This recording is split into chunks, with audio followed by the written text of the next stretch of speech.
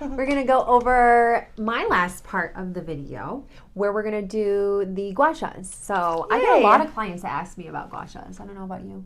Do clients ask you about how to use a gua sha? Sculpting and lymphatic drainage, things like that, yeah. So I find they're super easy, and we're just going to go over a few tips on how to use them. I do always like to have a glide on when I'm doing my gua sha.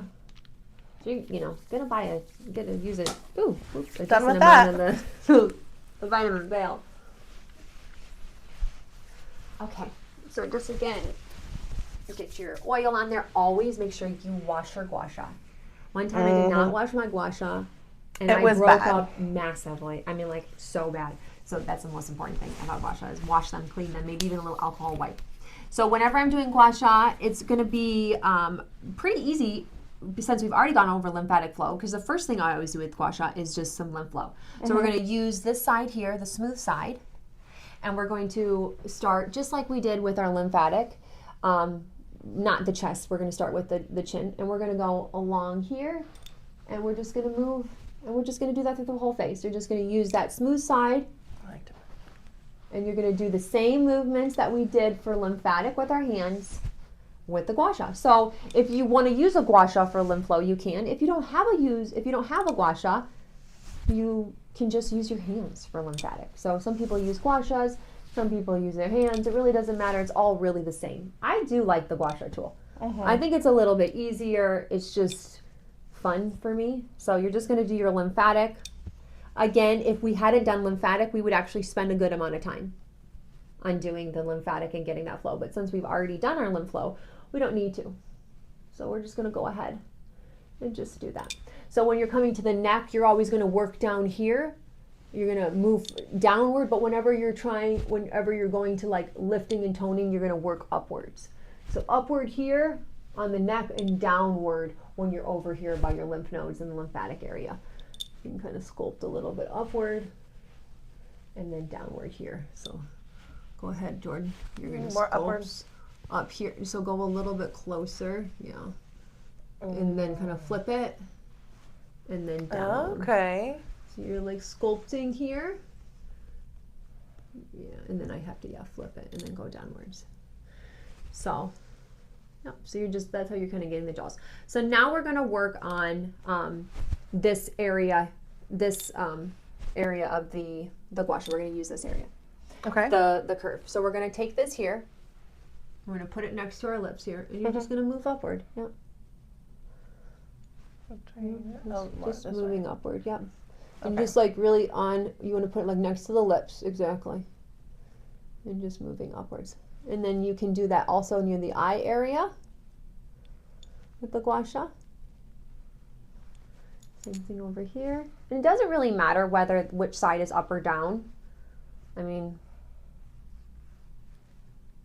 maybe this side, the longer side. I like doing the littler side, like right under my eye, like in that area. Oh, yeah, well, let's work on this. Oh. We'll get to there, Jordan. We'll get there. We'll get there. I'm just in my own world. And then you're going to do, on the eye area too, just right in there. And then for this too area, we're just going to go in between the brows. Yeah. And so put it flat against that forehead and smooth it up. So have it flat. Yeah.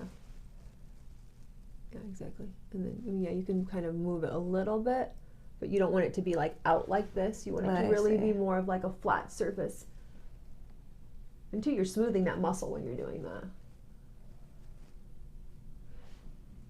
And then you could also even bring it to your brow. I'd have the larger piece up here. Yep. So you're really just kind of finding nooks and crannies in your face. The brows, it feels really good doing that too as well. So you've got here. You can also do here. This is a nice step too. Have this part here on your chin. It's a nice way to sculpt. That is a good one. So we're working first, we do our flat movements, then we go into our curved movements here. Exactly. And then with the tip here, This one, I like to, again, kind of how we worked our nose, we're going to work the same thing right here for those nasolabial folds, for those marionette lines. Just working in there. And this one you're going to use for a little bit more of that pressure, so you can even get into like the jaw if you have any TMJ. Ooh, it feels good. And then Jordan was kind of doing some movements around her eye. Exactly. I love that. You could do that. And I've got it even like this to where I've got, turn the flat side on your cheek and kind of do it like that.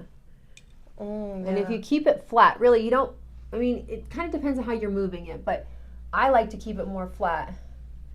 And then again, just moving that lymph flow down. Just kind of playing around with it.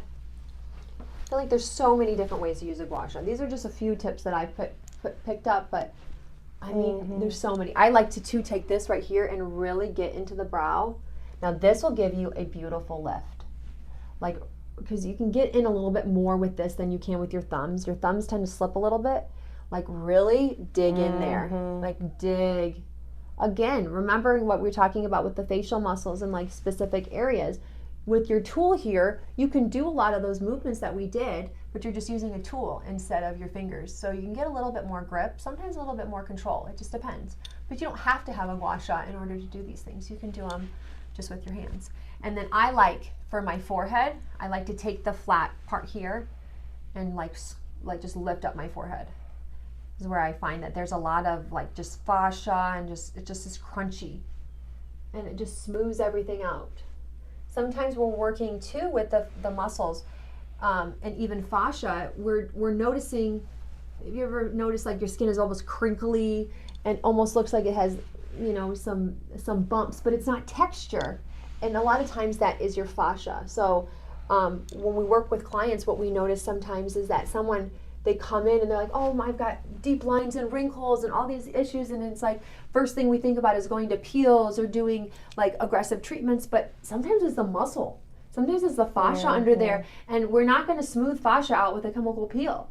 You need facial massage. It's so important and crucial. Doesn't mean you don't need a chemical peel. It means that those two combined are going to give you way better results than just simply getting a peel. So muscles play such a big role with your face.